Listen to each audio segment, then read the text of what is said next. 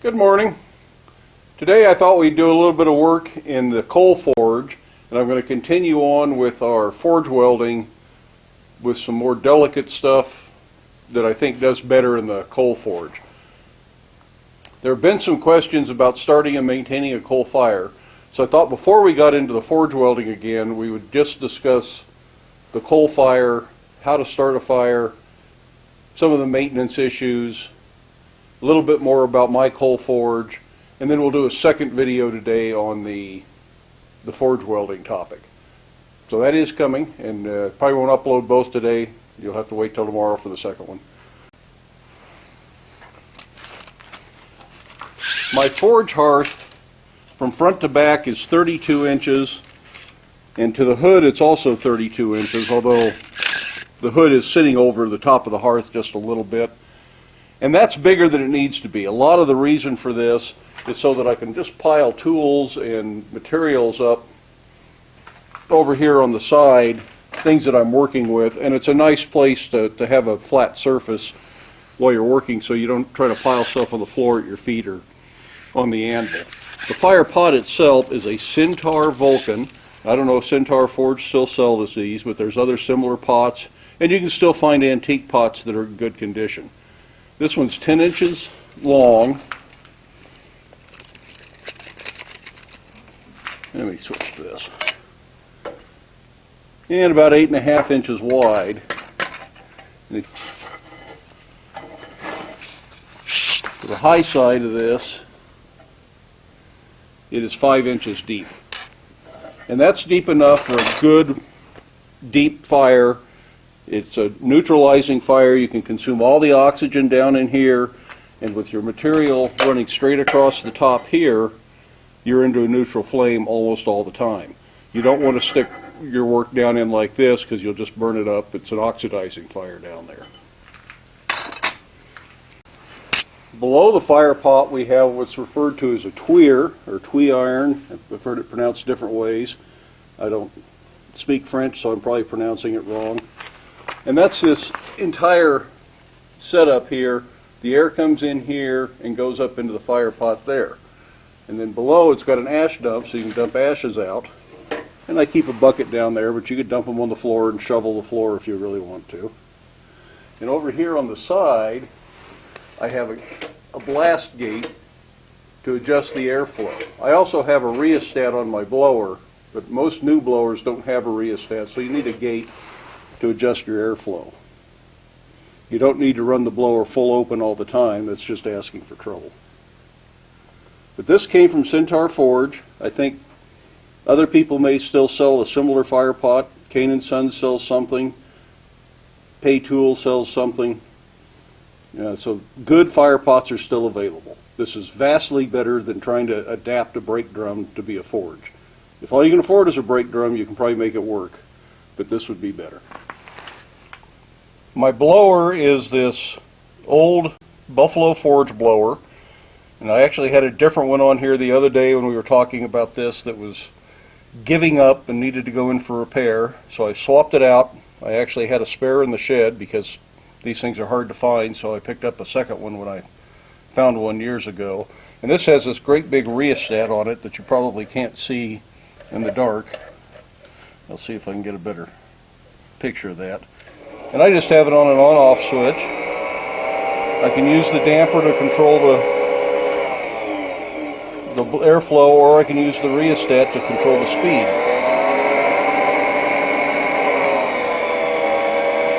And it's a pretty handy blower.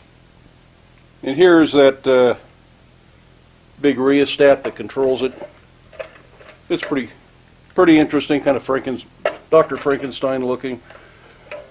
A lot of new blowers don't have the rheostat. It's one speed, and you just control the airflow is the way you control them. The first thing you want to do is clean out all the old ash and clinker. If there's good coal in there, pick out the good coal. I've already taken most of that out, but there's some coal in there that's still usable, so pick that out. But you only want to do that up to a point, because after a while you're just picking out little bits and pieces, and you could spend hours trying to decide what's fresh coal and what's clinker and what's ash, because they're just little teeny tiny pebbles, and there's no reason to agonize over that. So once that's cleaned out, next thing we want to do is use some newspaper. Make a nice big ball of newspaper, 3 or 4 sheets. And some of this depends on the coal you have. I have had coal that starts very easily and doesn't need so much, and I've had coal, like what I'm using now, that just doesn't want to light. It burns great once it's lit, but it's just a nuisance. So I'm going to make a really big ball of newspaper here.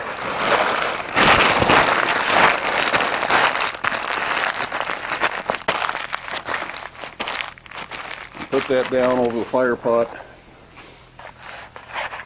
Well, this will actually be take 2 of starting the forge. I had a nice fire going and realized I didn't push the record button. So I'm going to light this with a match.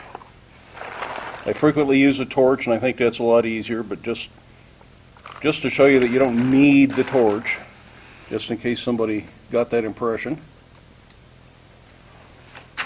I'm going to give this just a little bit of air.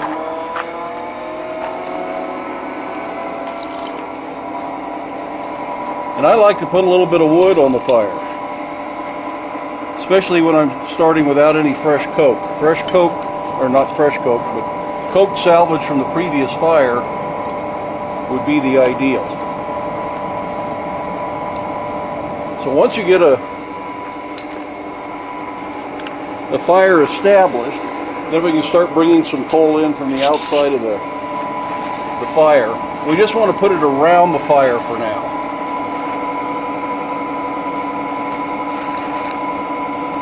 We don't want to bury the fire with fresh coal because it'll put it out, plus it's going to smoke way too much. This is not too bad right now, but you can get a lot worse smoke than that.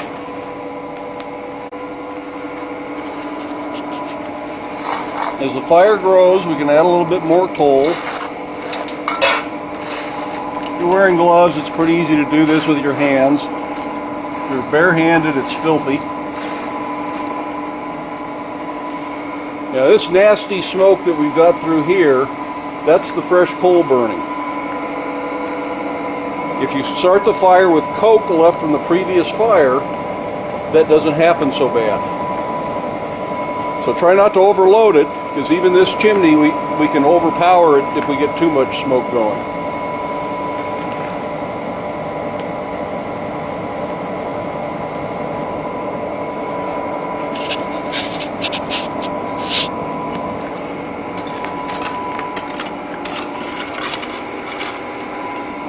I'm going to bring a little more fresh coal into the outside. You should always feed green coal from the outside of the fire.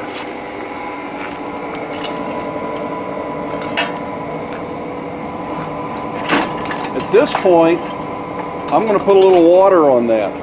Water helps with the coking process and helps keep your fire under control. And I just put it on the outside here. I don't want to put it on the fire or down inside the fire pot.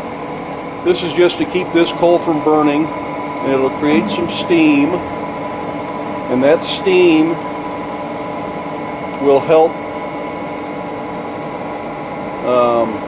convert the green coal to coke. Helps drive off some of the volatile.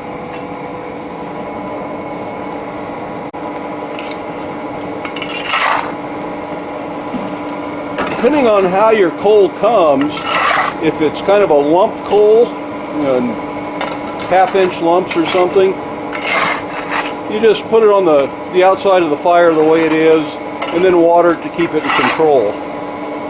A lot of my coal is almost dust, in which case I like to mix it into kind of a slurry, kind of an oatmeal consistency, and then that's what I put on the outside, so it's already kind of pre-watered.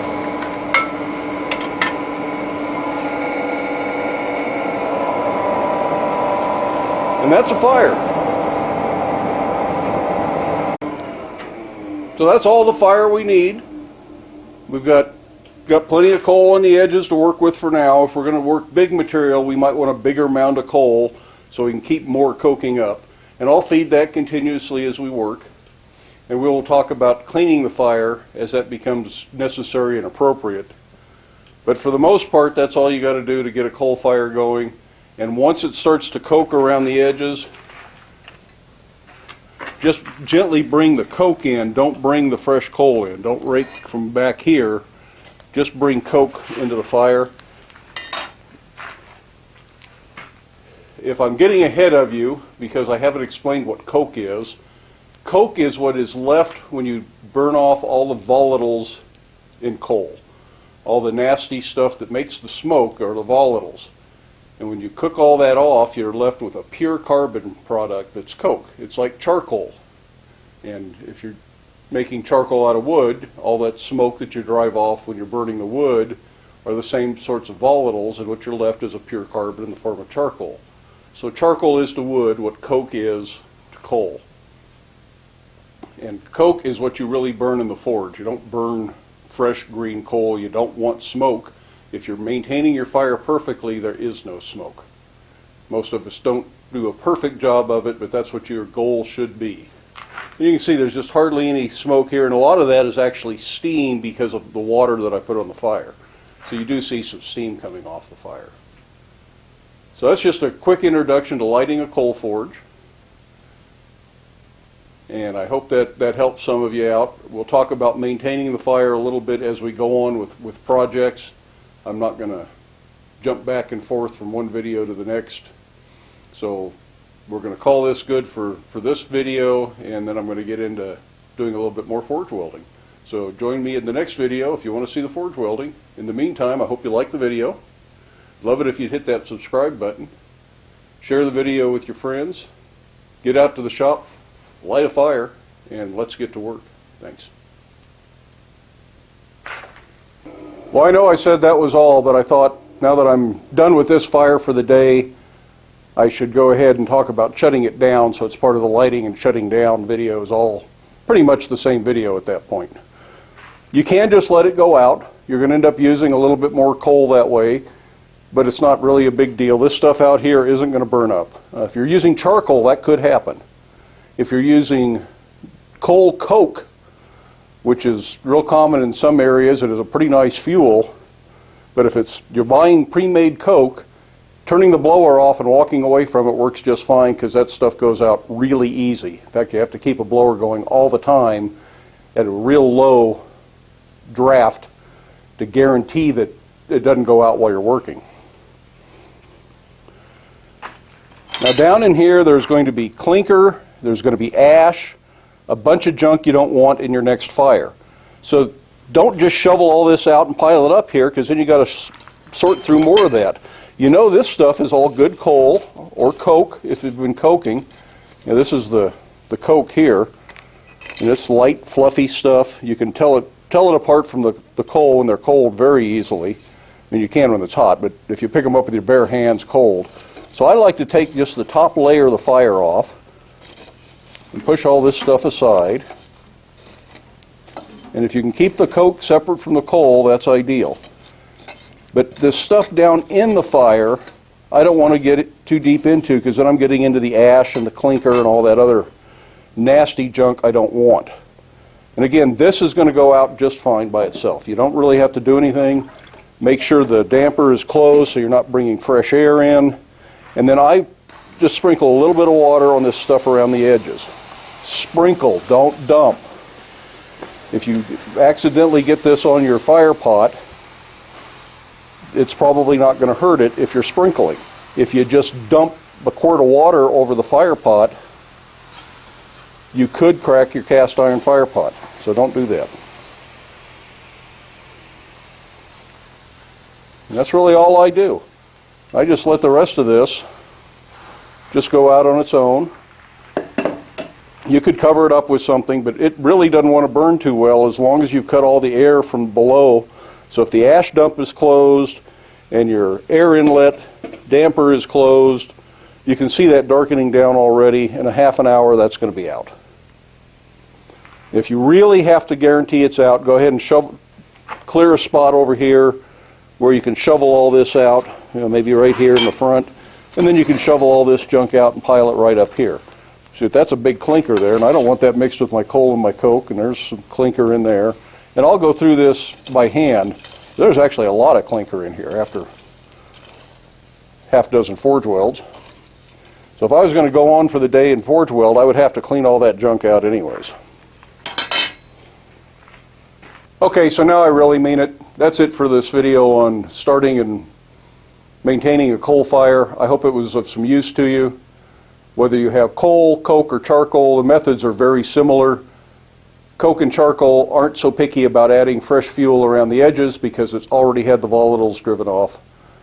So you can consider that, and that makes those somewhat of a desirable fuel, especially if you're someplace where that green, nasty coal smoke, if you get things out of hand, will really irritate the neighbors, like suburbia. Anyways, that's it. Stay safe, wear your safety glasses, and we'll see you later.